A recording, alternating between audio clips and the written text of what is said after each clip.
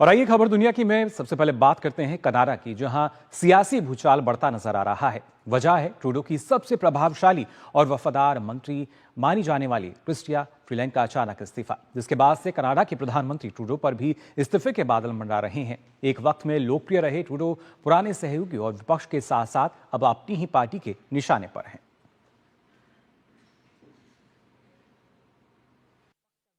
सियासी भंवर में फंसे कनाडा के प्रधानमंत्री जस्टिन ट्रूडो का हर दांव उल्टा पड़ता जा रहा है। कुर्सी की लालच में ट्रूडो आतंकियों और आम सिखों में भेद भूल गए।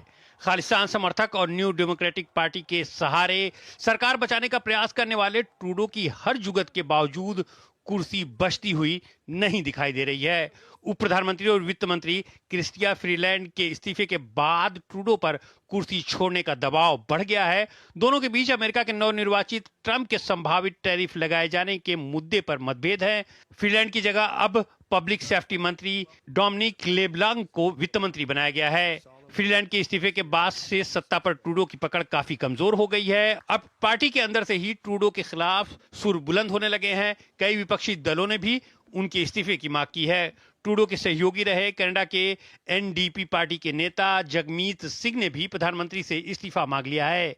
वहीं कंजर्वेटिव पार्टी के नेता पियर पोलिवियर ने ट्रूडो पर हमला बोलते हुए कहा कि अब तो उन्हें ही संसद में आकर खुद बजट पास करवाना चाहिए। इसके अलावा ट्रूडो को एक बड़ा झटका उस वक्त लगा जब हाउसिंग मिनिस्टर सान फ्रेजर ने भी अपने पद से इस्तीफा दे दिया। ट्रूडो की लोकप्रियता लगातार गिरती जा रही है। एक सर्वे के अनुसार उनकी लोकप्रियता मात्र 28% ही रह गई है। ट्रूडो अल्पमत की सरकार चला रहे हैं। लिबरल डेमोक्रेटिक पार्टी का एक धड़ा चाहता है कि ट्रूडो अपने पद से इस्तीफा दे दे और अगले चुनाव में पार्टी का कोई और नेतृत्व करे, लेकिन ट्रूडो फिलहाल इससे इनकार करते हैं। हालांकि पार्टी के कई सांसद उनके खिलाफ काफी दिनों से बगावती तेवर अपनाए हुए हैं, लेकिन कैबिनेट में इतनी मजबूत दरार पहली बार दिखाई दे रही है, जो ट्रूडो के लिए बड़ी और गंभीर चुनौती है।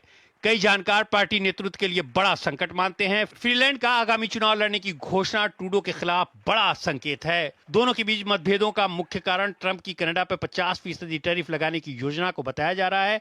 फ्रीलैंड ने टैरिफ वार की स्थिति से बचने के लिए गंभीर कदम उठाए जाने की मांग की है। ऐसे में यह देखना दिलचस्प होगा कि ट्रूडो कब तक अपनी कुर्सी बचा पाते हैं।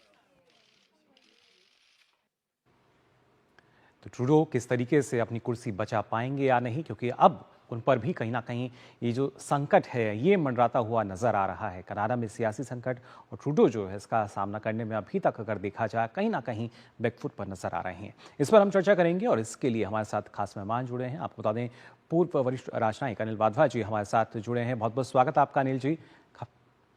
सबसे पहले जानना चाहूंगा आपसे, किस तरीके से आप देख रहे हैं कनाडा में जिस तरीके से सियासी भूचाल जो है वो नजर आ रहा है, कहीं ना कहीं ट्रूडो जो है वो घिरते नजर आ रहे हैं और उनकी जो सबसे ज्यादा विश्वसनीय मानी जाती थी मंत्री, आज उन्होंने जब इस्तीफा दिया तो उसके बाद से और ज्यादा जो सियासत है वो हम कह सकते हैं किस तरीके से कहीं ना कहीं कलह जो है वो भी नजर आ रही है अब अपनी ही पार्टी में।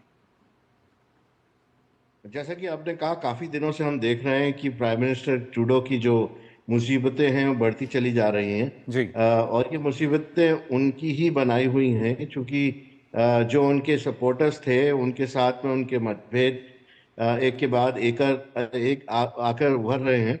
तो इस साल हमने देखा है कि करीब 9 जो उनके कैबिनेट मिनिस्टर्स थे उनका इस्तीफा आ चुका है जी। और आज जगमीत सिंह जो उनके एनडीपी के जो सपोर्टर्स थे, खालिस्तानी सपोर्टर भी हैं, उन्होंने भी ये डिमांड करी है कि ट्रूडो इस्तीफा दे दें। लेकिन डिप्टी प्राइम मिनिस्टर का जो इस्तीफा है ये बहुत बड़ा इस्तीफा माना जाता है। साथ में एक हाउसिंग मिनिस्टर ने भी आज इस्तीफा दिया है जी। तो इसके चलते मुझे लगता है कि अब आपको बड़ी वजह इसकी क्या लगती है कि ना सिर्फ जो पुराने सहयोगी विपक्षी बल्कि जो अपनी ही पार्टी के सदस्य हैं वो भी कहीं ना कहीं अब समर्थन में नजर नहीं आते हैं? जी, वो इसलिए है क्योंकि ट्रूडो दूसरे मिनिस्टर्स की बात नहीं सुनते हैं और जो उनके मन में आता है वही करते हैं। काफ़ी सारी जो पॉलिसीज़ हैं, जो पार्टी की पॉलिसीज़ हैं, कई बार वो उसके अगेंस्ट गए हैं। कनाडा में महंगाई बढ़ती चली जा रही है और ट्रम्प की जो टैरिफ्स की जो थ्रेट है उसके चलते कनाडा को उसके लिए प्रिपेयर करने के बारे में पार्टी में एक आम राय बनी थी। जी। और क्रिस्टिया फ्रीलैंड जो है उन्होंने ये बात सामने रखी थी, लेकिन ट्रूडो ने उसको मानने से इनकार कर दिया कि उन्होंने कहा कि अभी कुछ करने की ज़रूरत नहीं है, और जो डेवलपमेंट के जो मुद्दे हैं उनके ऊपर ध्यान देना चाहिए। तो जी। उसके लिए पैसे की ज़रूरत पड़ती है, फाइनेंसेस की ज़रूरत पड़ती है, और पार्टी के दूसरे जो मिनिस्टर्स हैं उनकी राय अलग है और ट्रूडो की राय अलग है। हम्म। लेकिन दूसरी बात यह भी है कि जो फॉरेन इंटरफेरेंस का मामला है उसमें ट्रूडो और बाकी के जो मिनिस्टर्स हैं उनके कैबिनेट के, उनकी राय एक मत नहीं है, उसमें भी काफ़ी डिफरेंसेस उभर कर सामने आए। जी, और कहीं न कहीं ये जो डिफरेंसेस हैं, कहीं न कहीं जो खासतौर से अंदरूनी कलह भी इसको हम देख सकते हैं। लेकिन क्या इसकी ही वजह से अब, क्योंकि जब हम अगले साल चुनाव की बात करते हैं, तो उसमें भी जो दावेदारी की बात कही जा रही है, क्या लगता है कि दावेदारी तक भी शायद ट्रूडो जो हैं पहुँच नहीं पाएँगे?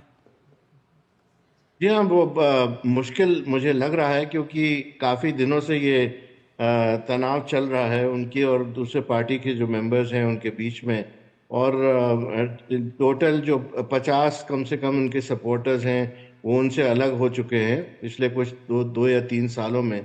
जी। तो इस तरह हम देख रहे हैं कि जो ऑपोजिशन है वो बढ़ती चली जा रही है, और जो ऑपोजिशन पार्टी है उसकी रेटिंग ऊपर ऊपर बढ़ती चली जा रही है। ट्रूडो की रेटिंग अब 28% है, हुँ। जो कि बहुत कम है। जी, बिल्कुल। और लेकिन किस तरह के कारण इसको हम मान सकते हैं? क्योंकि एक वक़्त में काफ़ी लोकप्रिय नेता के रूप में रहे हैं, और आज के समय में अगर देखा जाए तो सबके निशाने पे नज़र आते हैं। अलग-अलग देशों के साथ उनके किस तरह के संबंध हैं, वो भी अब सबके सामने हैं। क्या माना जाए, ऐसे में जो मुश्किलें हैं बढ़ती नज़र आएँगी, और जल्द ही उनके इस्तीफ़े की जो खबर है, क्या वो भी आ सकती है? देखिए, ट्रूडो की जो बाहर की छवि है वो एक इमेच्योर लीडर बतौर छवि बनी है। वो इसलिए है क्योंकि जब भी ट्रूडो अपनी मनमानी करते हैं और अपने कैबिनेट के जो डिसीजंस होते हैं और उनकी सोच है उससे अलग जाते हैं, तो ऑब्वियसली उनको कनाडा में सपोर्ट नहीं मिलता है, हुँ। और इस तरह से वो अलग थलग पड़ जाते हैं। और दूसरे देशों के साथ जब बातचीत होती है, दूसरे देशों को भी ये मालूम है कि कनाडा में ये माहौल बना हुआ है, तो बातचीत के दौरान ट्रूडो बैकफुट पर ही रहते हैं, और ये सिचुएशन बिल्कुल बढ़ती चली जा रही है।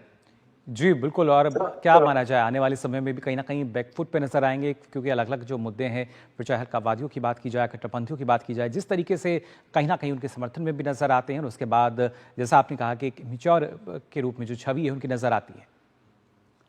ये अभी तक तो ट्रूडो ने जो जगमीत सिंह की जो पार्टी है, जो प्रो खालिस्तानी पार्टी है, उनके बूते पर अपनी सरकार को चलाया है।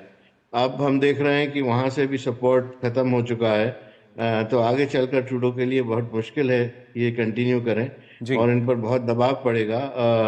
ऑपोजिशन भी स्ट्रांग होती चली जा रही है। मुझे लगता है कि ट्रूडो को इस्तीफा देना ही पड़ेगा।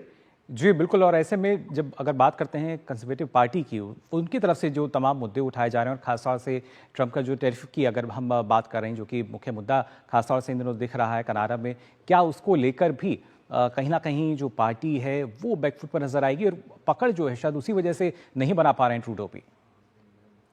जी हाँ, क्योंकि ट्रम्प की जो थ्रेट है वो काफ़ी रियल थ्रेट मानी जा रही है अपनी हुँ। पार्टी में, उनकी पार्टी में। और इसीलिए आज का जो इस्तीफा हुआ है डिप्टी प्राइम मिनिस्टर का, वो इसी मुद्दे पर हुआ है। हुँ। वो इसलिए क्योंकि कनाडा में महंगाई बढ़ रही है और हाउसिंग के प्राइसेस भी बढ़ रहे हैं। जी। कई लोगों के लिए रहना मुश्किल हो चुका है।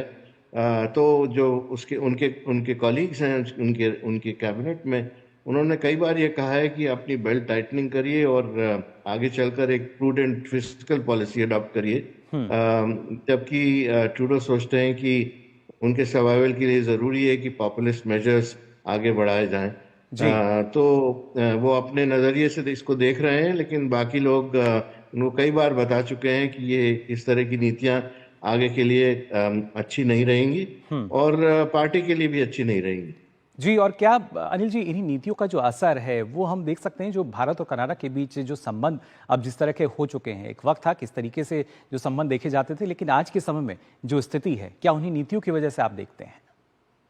मुझे लगता है कि ये इमेच्योर उनकी जो सोच है और नीतियां हैं उसके उसके चलते ये सब उसका प्रभाव भारत और कनाडा के बीच भी पड़ा है। अगर ट्रूडो इसको ध्यानपूर्वक सोचते समझते और जगमीत सिंह की पार्टी के ऊपर इतनी रिलायंस नहीं होती, जी तो इस तरह के डिसीशंस वो नहीं लेते और पार्लियामेंट में सरेआम उठकर भारत को अक्यूज नहीं करते। जी बिल्कुल।